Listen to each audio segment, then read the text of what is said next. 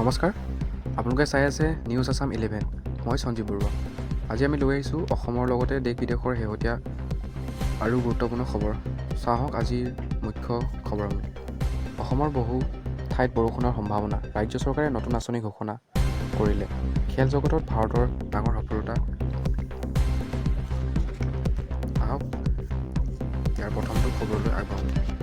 প্ৰধানমন্ত্ৰী নৰেন্দ্ৰ মোদী ডাঙৰীয়া নেদাৰলেণ্ডৰ ভ্ৰমণত ভাৰত-নেদাৰলেণ্ডৰ সম্পৰ্ক অধিক শক্তিশালী কৰাৰ কথা ঘোষণা কৰিছে।